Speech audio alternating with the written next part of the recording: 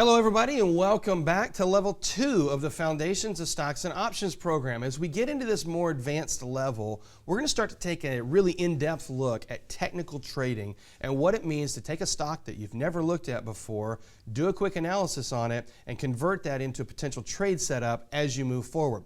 So to start this, we're going to have a discussion on what it means to be a technical trader. That's this first lesson. As we look at the outline for the first lesson, we're going to talk about the technical approach to trading, then we're going to get into Dow theory, and then finally we'll wrap it up with what we call our 5 steps to trade confirmation. So let's get going with this lesson. As we start to talk about technical trading, let's draw a distinction between technical analysis and fundamental analysis. I'm going to define fundamental analysis as analysis that focuses on statistics and the estimated value of a stock based on those statistics. In other words, the fundamental analyst comes in, they look at a stock, they look at the numbers, they run all the numbers, and based on those numbers, those statistics, they come up with an estimated value of what the stock should be trading for. Now, another way to say this is it's theory. A stock should, in theory, be trading at this price. That is the fundamental argument. Now let's contrast that with the technical argument. Technical analysis focuses on the price of the stock, the price action of the market itself, and how that price action can anticipate future price action. What's the difference in technical and fundamental based on this? Well, technical is focused on the market price action. That is, what the stock just did, what the current price is, and how that price action can help predict the future. In other words, we're taking the theory of the theoretical statistical value of a fundamental approach, and we're comparing that with the fact, the actual value of what the stock is doing currently at this time. That's really the two fundamental differences between fundamental analysis and technical analysis. Now, as we go a little bit further here, let's talk about what those fundamental numbers could look like. For example, company statistics. There's really two broad categories, company statistics and then your broader economic statistics. So from a company statistics standpoint, that may look like things like your profit and loss statements, your general balance sheet, your general overall financial statements, your dividend history, your policies of the company, your sales data. A lot of people like to look at the management of a company. They say, if I believe in this manager, if I believe in this CEO, then obviously the company is going to do great. Now, it's more of a company statistical fundamental analysis that traders oftentimes will bring into their analysis and apply to their trade decision. Now, if we look at the more broad economic statistics, this is going to be things such as Federal Reserve policy, maybe the overall economy, world markets, what's happening internationally sometimes has an impact here at home, right? And so general broad economic statistics will look at things like this, maybe political influences. Sometimes a politician will come out and they'll say something and boom, before you know it, the market has a reaction to it. So these are all kind of the broader economic statistical ideas that can start to flow into a fundamental argument and analysis. Now, if we compare that with the more technical side, let's look at what would be involved with technical trading or technical analysis. Technical analysis is going to be the study of the market action itself, and we're going to break that down into two categories, price and volume. This is really the only data that we can get on its most raw form that we can use as technical traders. The price of the stock and the volume, that is how many people have actually traded or how many shares have been traded for that day. So as a technician, we assume that all information that can be known about a stock is already known and that knowledge has already been factored into the price of the stock. Now, what does that mean? This is a broad assumption of all technical traders, that everything that can be known, and that is all the fundamental information that can be known, it's already known and it's already factored into the price of the stock. In other words, it doesn't take hardly any time for a politician to come out, make a statement, and if it's going to impact the broad economic opinion of the markets, it's going to happen instantaneously. And then it's in there, it's already factored in. We've already heard the news, we've already heard the announcement. If a company comes out and they release a new earnings report, that doesn't take hardly any time to get factored into the price of the stock. Boom, it's factored into the price. And so the technical analyst assumes that all of the known information that can be known about a stock is already known and that the knowledge has already been factored into the price of the stock. This is the broad assumption of all technical analysts. Now, you might hear that definition and think, oh, that sounds like the efficient market hypothesis. So let's look at that and let's contrast that a little bit. Fundamental traders often will refer to the efficient market hypothesis. So what does that state? Well, the efficient market hypothesis says all known information is assimilated quickly, factored in, and reflected in the price of the stock. Thus, the market is efficient. Now, what's the difference there? Because it's a really close distinction.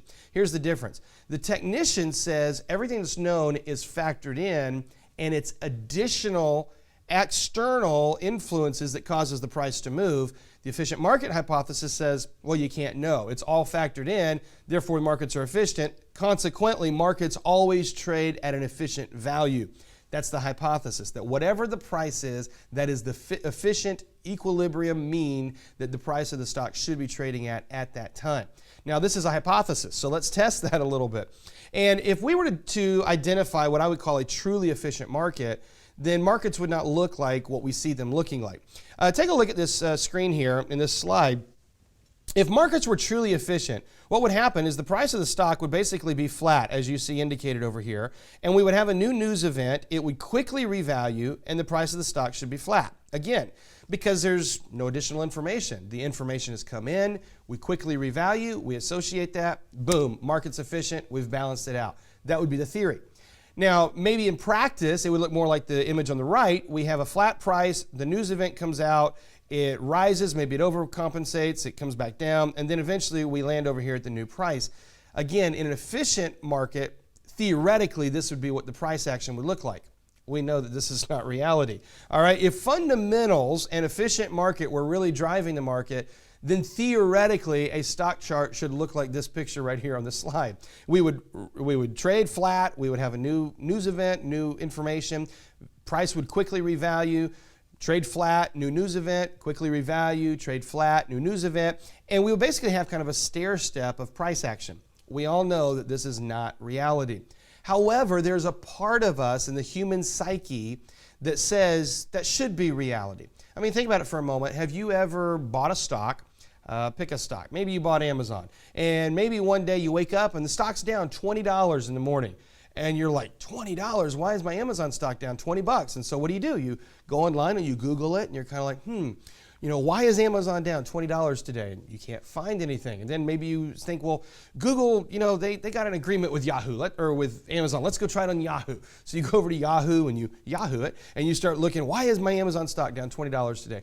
And after 15, 20, 30 minutes, couple hours, you waste your entire morning, you can't find a reason. And then you go through your whole day all messed up, all emotionally distraught. You get home, your spouse says, why are you upset? And you say, well, my Amazon stock's down $20 today, and I don't have a reason why anywhere. I can't explain it. How many of you have ever felt that way before? That's because inside all of us, there's a little emotional thing that says, if a stock is going to go down by 10, 15, 20 bucks, it should have a reason behind it. That markets should be more efficient. Markets shouldn't just randomly revalue at $15 or $20 a share. But it's not reality. In the real world, price action doesn't move in stair steps. In the real world, we don't go from one price up to next price, up to the next price, and back down. In the real world, price action looks a lot more like this orange squiggly line. That's what the real price action of a stock looks like. And so the price is out here, the stock runs up and it pulls back down, and it runs up and it pulls back down. New news comes out and it kind of maybe stays flat for a little bit, runs up, maybe it overvalues, it comes back down, maybe it overshoots it. And before you know it, you've got a price action for a stock that looks a whole lot more random. And that's why people say markets are unpredictable. They're totally random. Well, that is if you're basing that on the efficient market hypothesis and you're thinking that fundamentals are driving the market and that fundamentals are really king. But that's not really true. Markets don't really look like this. If markets were truly efficient, then the efficient market hypothesis would be true, and we would see that kind of stair-stepping action. But here's the problem. The efficient market hypothesis falsely assumes that all market participants not only know all of the information, so think about that for a minute. The efficient market hypothesis says that all known information is known. Well, here's the falsity. It assumes that all participants know that information and that they would also subsequently react in an identical fashion to that information and its relationship to a stock. In other words, not only does everybody know the information, not only have they given it the same value, they've reacted accordingly. We know that's not true. How often have we heard about a new news announcement and one person says on a financial news show, hey, this news announcement should be worth at least $5 in the stock. And another guy says, no, this is going to sell the stock off. And we get these debates and they happen. You see them every night on television, every Saturday morning on those financial news shows. Because the truth is, even though we may know the same information, individual humans don't react the same way. That's called being a human being, right? So the efficient market hypothesis falsely assumes that we would do so. A technician, a technical trader, recognizes that markets continue to react and to behave irrationally despite the assumption that all known information is already known. This is the distinction between the efficient market hypothesis and the technical position. Both say that all known information is known. One says that the markets then become efficient. The other says something else must be driving it. So if markets are not efficient, then what could possibly be the driving force behind that sudden increase in supply, sudden increase in demand that causes the price to rise or to fall? And my answer and my position to you is speculation, human speculation. It's the only thing that's remaining. If we already know the core fundamental information, if we all have access to the same data, we know the prices, we know the news announcements, everything, it's already factored in, but the price continues to move, and oftentimes irrationally. Why? And the answer is because the way that I interpret it, and the way that you interpret it, and maybe the way that Bob over here interprets it, and Jane over there, well, it's all going to be different. And so the only result could be speculation of what we think might actually happen. That's why I often say that fundamentals are theory and technicals are fact. Fundamentals say, theoretically speaking, this is what the stock should be worth based on this information, based on these statistics. But technicals say it doesn't matter. Technicals say this is what the stock is trading for right now, regardless of why. We may not know why. We just know that right now the stock is trading at this price, and that's the only thing that matters right now. It's fact. So the evidence suggests that markets are anything but efficient. The evidence suggests that rather they are completely determined by the irrational optimism and pessimism. And I want to underline this, irrational optimism and pessimism of the individual trader, which ultimately leads the trader to buy or to sell. In other words, one trader comes along and they become extremely optimistic, even though it may not make sense. Another trader comes along, they become extremely pessimistic, even though it may not make a whole lot of sense. And they act on those emotions. And when they start to act on those emotions, even if they're irrational, we start to see the price moving, and that affects the buying and the selling behavior of the traders. I want to introduce you guys to a book series called The Market Wizards by a guy named Jack Schwager, and I think all of you should consider looking at it at some point. They've been out for many years, and he's continued to release several books in this series. This one that I hold in my hand is called The New Market Wizards, but there's several in the series, and they have a great insight into great traders and their psychology of how they approach the market and their trading. Well, there's one in particular called The Hedge Fund Market Wizards that I'd like to share a quote with you from. The guy's name in the book that Schwager was interviewing is a guy named OShea. He's a hedge fund manager, and he's a fundamental trader in principle. He loves the fundamentals. He understands them. He can look at the fundamental numbers, and he can say, based on these fundamentals, the stock should be this price. But I thought it was an interesting dialogue that Schwager had with him in the book that I want to share with you here. So Schwager says, you're a macro trader. You see the problem. How do you play it? And look at this. OShea says, I don't. That's why it's a distraction. So what's he saying here? He's saying, I don't play on that information. Yes, I'm a macro trader. Yes, I get the statistical fundamental data, but I don't take action on it. Now look at the next part. Schwager says you don't because timing's uncertain, and OShea says this, no, because nobody cares. As long as nobody cares, there's no trend. Why would you be short the NASDAQ in 1999? You can't be short just because you think fundamentally something's overpriced. That's exactly what I'm trying to relay to you here. Even a fundamental trader has to admit, the fundamentals don't always line up with the timing. And what OShea is saying here is nobody cares about it. Maybe the statistics say that the stock is overbought, but nobody cares. You can't be selling a stock short just because you think it's overbought. If the trend is bullish and the majority of market participants don't care that it's overbought and they keep buying it, well, you end up with a bubble like we had in 1999. Maybe the trend is bearish and you know it's undervalued and you think it's a great deal, but if the majority of market participants still think it's bearish, they're going to keep selling it. So OShea has really captured a very, in a real world, dialogue about the practicality of this debate between technical trading and fundamental trading, and I thought you guys would appreciate that. So here's the point.